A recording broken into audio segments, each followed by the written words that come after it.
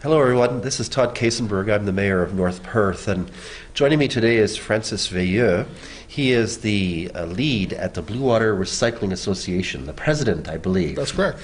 And I've invited Francis to talk to me and us today because of a recent indication of changes in the recycling program in North Perth and even broader than that. So I know if you're like me, you give some thought to the planet every day, you take some actions every day, and when people start to talk about changes in our recycling programs, we get a little nervous.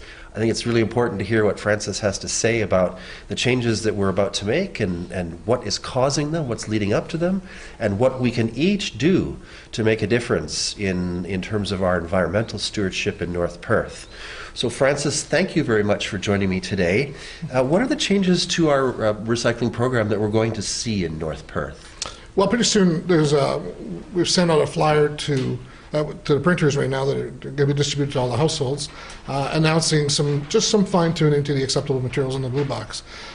The Blue Box program has been around for 30 years. Every once in a while, things change, and in the past, we kind of keep adding materials. Sometimes we come back a little bit depending on what's happening. Right now, we're going through a substantial change in our industry that's affecting the market. And so we just need to refocus a little bit on the materials that we're collecting and clarifying some things that maybe people didn't know over time. So there'll be a flyer coming out that's going to look something like this in the mail. And it's just going to have sort of a list of acceptable materials and some of the recent changes. A lot of this information actually about the acceptable materials is actually already available on our website, and people can download it and get a better idea of what's happening. But it'll be here probably in about 2 or 3 weeks. Okay. Yeah. And you talked about these external environmental changes. Can Yes. you sort of tell us more about what's happening in the recyclable market and why it's affecting programs across the continent? Yes, no, for sure. This is not just a local issue. This is around the world, really. So the main driving factor really is a change in policy in China. They're a country that requires a lot of resources to run, and over the years they've gone around the world and buy commodities, in this case recyclables really, that they clean up and recover and make into new products that we like to buy. And they've been doing this for a number of years, but their approach to it is essentially is they sell us a lot of goods that we buy, and so they'll come and ship them here, and they have boats that are filled with containers that are empty that need to go back home. So they kind of have a cheap ride going back home. They have a lot of people in their country that can do work, and but they need the resources. So their approach to it has been to come to the marketplace and essentially say, listen, all these recyclables you're collecting now, just keep them all mixed together, don't worry about it, and we'll pay you the same prices you're getting paid now for materials that are separated. And this really started maybe 15 years ago, and people really caught on to that because there's an easy way to recycle. Just bring the stuff, maybe do some basic separation, bale it together, and get paid good money and send it back. And that has worked for a while, but it's not sustainable in the long term. And so they became so good at it that 90% of all exports in the world for recyclables went to China. The other 10% was just spread out amongst the other countries, and they controlled about 60% of the material. And so we went through a period where in 2008 we had a recession. Our local industries that used to buy materials from us couldn't compete with what China was doing, so a lot of them closed their doors. Paper mills, steel mills, a few aluminum facilities and stuff like that, some glass plants, even some plastics recycling facilities. And then those who survived, a few of them went out in 2011, just a few years after. But so what that created then is a dependence on China. So a lot of people in our industry relied on shipping to China because their local markets essentially disappeared. It's not something that we always shared here locally, but Bluewater and our customer service area is relatively small.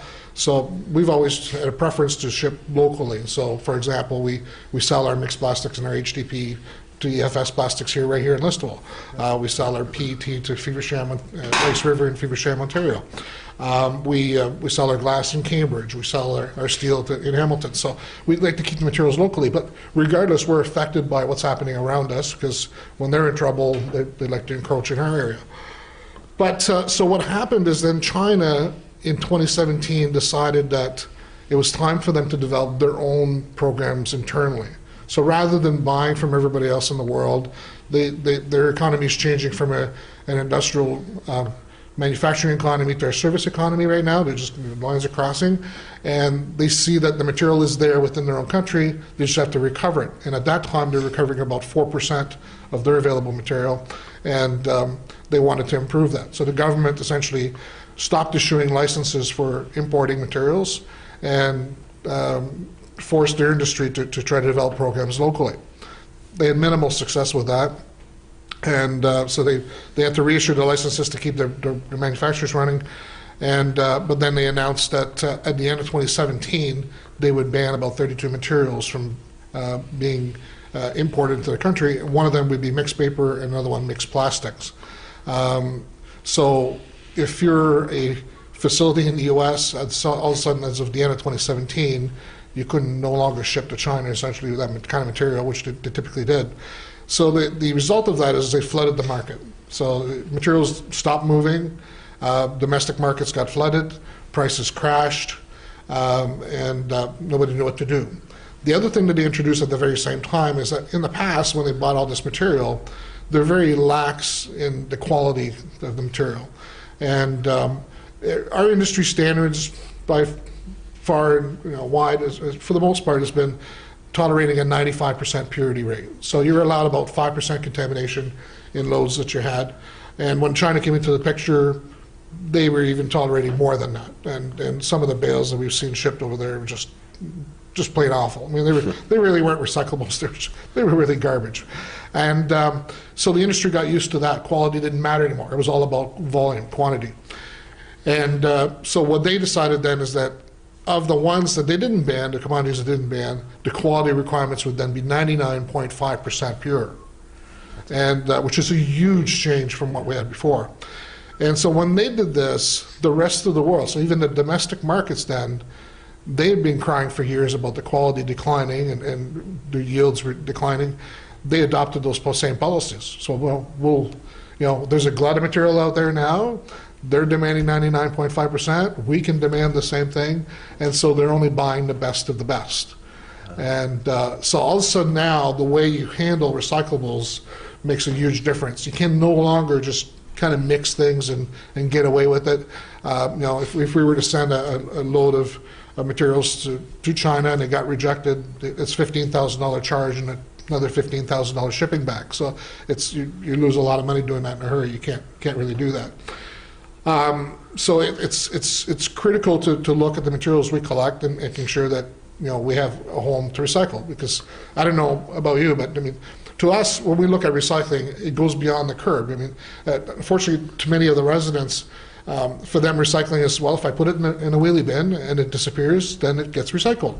And that's simply not true. I mean, in the past, when we just had the little blue box, we were able to communicate with you, and if something wasn't acceptable, we could leave it behind. It's not something that we have that option anymore. So we know that communication is a little less, but it doesn't magically assume that we recycled everything that goes in there. And that's a problem. For us, really, recycling means a full circle. So, I mean, when we do collect that material, we're able to bring it back to our facility, process it, and actually separate the different commodities into valuable commodities that we can sell to an end market that believes is valuable, that can make a new product that we can sell to the consumer, and again, recycle. So we have a full closed-loop system. It's not just a one-way street. Okay? Right. So, unfortunately, over the years, again, as we lost this communication between the blue box and the wheelie bin, a lot of people have kind of gotten involved into a practice that we call wish cycling. And so sometimes people know that something is not recyclable, but they think it ought to be recyclable, and that's our problem, so they just put it in the bin. and that's problematic. And other times, they just don't know if it's recyclable. It's a plain guess. And so they hope it is, and they put it in, and hope that we can do something useful with it. Unfortunately, it's not helpful. It actually really affects their ability to recycle materials, because it really affects our ability to separate materials. It contaminates other materials and increases the costs. And I can give you an example of that actually just yesterday. Someone somewhere had a shovel, one of those spade shovel that you can dig in the ground, and they broke the handle. And they didn't want that shovel anymore. They assumed that the base was metal, that if it's metal, it must be recyclable, and they put it in the wheelie bin. Well, it went through our equipment. We have a $500,000 optical sorter that has a belt on it that runs at 900 feet a minute, and it didn't like that shovel head, and it ripped the belt apart. And we lost 4 hours of production. That was $60,000 right there, and it's going to cost us $30,000 to replace the belt. So just for a shovel head, Wow. So it's something that is really unfortunate, and we need to address that. We need to improve things. I mean, the obvious next question then is, what items should we not be putting in our bin any longer? Well, the program itself, for the most part, remains intact. So the things that we've always accepted are still acceptable today for the most part. There's just a handful of items that we're fine-tuning. The biggest change is an item called cartons. Okay, cartons is things like this right here would be considered a carton. It's a gable top container, typically holds milk or juices or some of that. You'll also have maybe juice boxes. They're called an aseptic container. Those two categories would fall into the same category of cartons. It's the last item that we've added to the Blue Box. It was added in 2012. And it was added because at the time the industry had found some markets for these materials. And those markets still exist today. So I don't want to confuse anybody here. The association agrees that these materials are technically recyclable. They can go somewhere and get recycled. But we're taking them out of our program because of problems we've had with them. So to give you an idea there, in our total marketplace, every household that we service, there's about 300 tons of these containers available. And so when we advertised to the residents to put it in, we collected those. We collected as many as they gave us, but when we collected them, we brought them back to our facility. When we separated them, we were only able to get about 80 tons of these containers separately to be able to sell to the end market. So those 80 tons were baled, were shipped to one of two markets that we appreciated.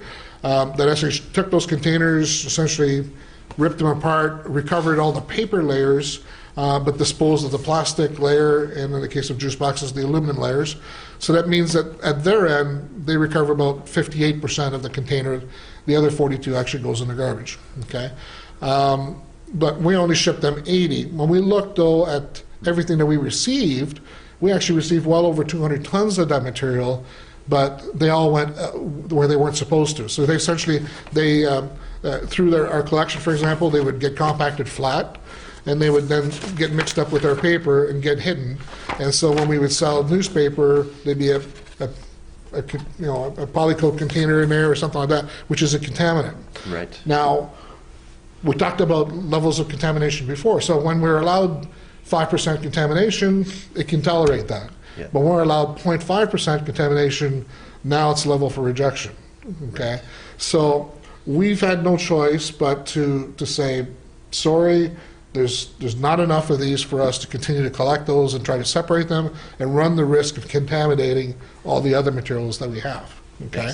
So, and that material alone is about 1 or 1.2% of the overall waste stream. So this is it's not like 30% of all containers out there. It's just over 1%. Okay. Other materials that are impacted is aluminum. So we still want all your aluminum cans, by the way. The beverage cans are great. While they only make up about 2% of all the materials that we collect, they make up 25% of our revenue, so they're a great contributor to the program to keep costs down. But the industry has also had a rough go, and they actually have increased their quality standards to 99.9% purity, okay? And so they're getting tougher. So some of the things that they used to tolerate, they don't anymore. And what we're talking about there in this case is aluminum foil and aluminum pie plates. They've never really been accepted by the industry because for them it's a loss. When those things are in the bale and they put them into the mill, they just burn up, and it's a total loss for them. And they're often contaminated with food, which adds contamination to the product, and that's a problem. But the other thing that we find there is there's the odd, not very many of them, but there's the odd aluminum food cans. And the best one to describe is really is a cat food can. It'll have a peel-off top. So an aluminum can, if it has is usually one that has a peel-off top. If you need a tool to open up your can, it's probably a steel can, and we can take all those all day long, no problems at all. But if they have a peel-off top, they probably have a paper label on the outside. They probably have a plastic liner on the inside, and they quite often have leftover food on the inside as well. And those little cans themselves are aluminum. Our equipment can't tell them apart from the other containers because they are aluminum. And so if they go in there, they introduce, again, some contamination in the product, and they really introduce impurities. So when they try to make new can sheets, if you look at your pop cans today, or even beer cans, whatever, they're very, very thin. And so any small amounts of impurities in there, you run the risk of having a leak, which is a serious problem for the end product.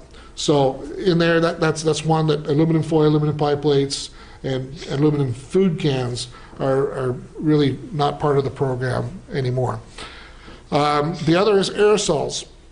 We've accepted aerosol containers for some time now, and people initially were good as far as making sure they were empty.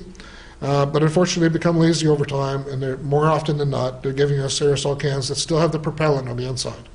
When they have the propellant on the inside, even though they might be done with air spray or whatever they used to contain, if they have the propellant inside, they're technically hazardous waste. And so they're under pressure, they can explode, they can cause fires, they can injure people, and it's something that our industry has experienced a lot lately, is a lot of fires caused by these types of containers. And so we're left with no choice but to say, no more aerosol cans because they're too dangerous and they're really hazardous waste. Again, it's a very small fraction. It's like 0.2% of the overall waste stream or something like that. But that's a fine tuning that we have to do. Another is paint cans. Sealed paint cans we've been taking for a long time, and they're still not an issue. They're quite acceptable. But the problem is the industry itself is switching towards a plastic paint can. And unfortunately, a plastic paint can, when you look at it, it still has the metal ring on top, the metal lid, the metal handle even often, and it's got the paper label on the outside. They look identical to these steel cans. The only way you can tell them apart is by flipping them upside down and looking at the bottom. And at that point, you'll probably see it's black plastic instead of metal. Right. And the plastic paint cans are not recyclable regardless. Whether they're empty or not, they're not recyclable. Okay. And unfortunately now, because people can't tell them apart, for the most part, we have to say no paint cans. But if somebody's really keen and they go through that and it's a metal can, it's not a problem. We can still accept that. Great. Other than that, the other is that as a result of us doing more sorting in the facility to try to meet the quality standards that our end markets want, anything small, very, very small, is very difficult for us to sort. So if you can think of those new coffee makers that use the little cups or whatever else, they're not acceptable in the program, and we don't want them. And anything that's really smaller than 3 inches causes an issue for us. So we currently lose them to residents. So we encourage residents to be careful when they purchase. So if you like that sort of a coffee maker or whatever else, they sell, so you've got one there. You can actually buy individual filters and still use your own coffee and put them in there without having to dispose of the little cups every time you make a cup of coffee or something like that. So that's one of the areas there, and it goes along with even the coffee cups have never ever been part of the program, but we are seeing them in our facility, and we'd like to limit those as much as possible. How are we to deal with shredded paper? Yeah. Shredded paper is no problems at all, but it needs to be bagged. It needs to be bagged. Yeah, because if it's loose... Can it be a dark bag, or does it need to be some special No, kind of bag? it should be a clear bag so we know it, because, I mean, our drivers, when we empty the bins, we do look at the materials that we have. So while we don't have that ability to leave stuff at the curb like we did before, when we do empty a container, we empty it into the truck, we have a camera that looks at the material, and if the driver identifies contamination, they can hit a button and then communicate that with us, and then we can come back to that household later and inspect it. So if we see a dark bag inside, the assumption for us is it's a garbage bag. Okay. And it's not something we want to see. I mean, quite often we'll get there, we'll rip it open, and it's shredded paper, Right. but it should have been in a clear bag so that there's no suspicion at all. We don't even come and inspect your bin, okay? So shredded bags, you can do that. Shredded paper, you can do that. One of the small items we didn't talk about is lids, like say we have on that bottle right there, the clear bottle. Yep. Okay. So, like I mentioned earlier, so small items we don't really want. So this would be a type of lid that's less than 3 inches that we would not want loose in the blue box. And this has been, over the years, there's been various debates about are they recyclable, are they not, should they be on, should they be off, or whatever else. What I can tell you today is that if you're going to have it loose, it's definitely going to go in the garbage at our end. So you might as well put it in the garbage at your end. If you want it recycled today, make sure it's left on the container. If it's part of the container, it's not deemed a contaminant, and our end market will be able to separate that and recycle the whole bottle. Okay?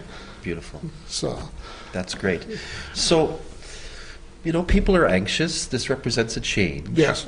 People are worried about the fact that they could be putting more into the garbage stream. Yes. Can you talk about the impact net for a household? Yeah. On average, what are we going to see change here? yeah. So I mean, essentially, if you were doing the right thing before, I have to make that assumption at first, really the impact is 1.5% of your total materials as change, okay? That will have to move to your waste bin. So the sky's not falling, it's not the end, you don't need to change your wheelie bin or anything like that. It's a small adjustment to make sure the rest is clean.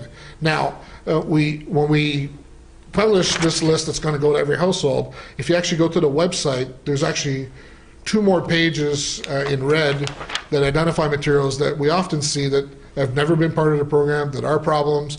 And it's things like bowling balls and bicycles and Christmas lights and things like that. They're not recyclable. They shouldn't be in the bin. They should have never been in the bin to begin with. But we do get them. Now, if you're one of those contributors, like even that shovel head that we talked about earlier, then yeah, you're probably going to be a little bit more upset because you'll probably find out there's a lot of materials you shouldn't be putting in there. But if you've been a good recycler and conscious of what you've been putting in, the impact here is 1.5%. It means nothing. The overall of if you add all those materials together, it's about 300 tons a year. We currently accept about 20,000 tons a year. It's nothing.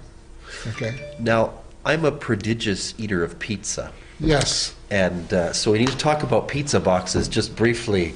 I brought a box just to make the point here that it's pretty easy to have grease stains and residue pizza on the boxes. Yeah. Francis, I think you're going to give us a sobering piece of news about pizza boxes. Well, essentially, there for the most part, what we don't want to see is we don't want leftover crust, or we don't want a big gob of cheese stuck to the box, okay?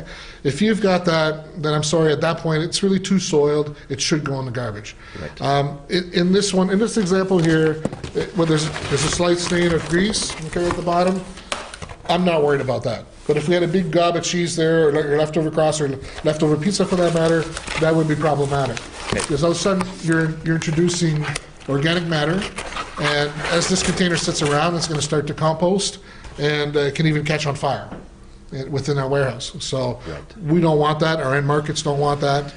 So as long as you make your sense, it's empty and everything's good, we're good to go.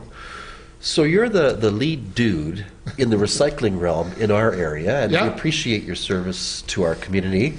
But there are 2 other R's. You want to offer a few comments about what else our residents, our good citizens and businesses in North Perth can do with regards to environmental stewardship? Well, certainly about the reduce and reuse. I mean, certainly they should be your first choice at all times. There's plenty of options there where you can reduce the waste that you produce by buying perhaps different types of items that it can be repaired and continue to reuse. You shouldn't just rely on the wheelie bin. I mean, we've become a society that really depends on convenience, and that as long as we can put it in a recycling bin that's acceptable. And I think the recycling bin's there to help, but it's not the solution for everything, and it shouldn't be used for everything either.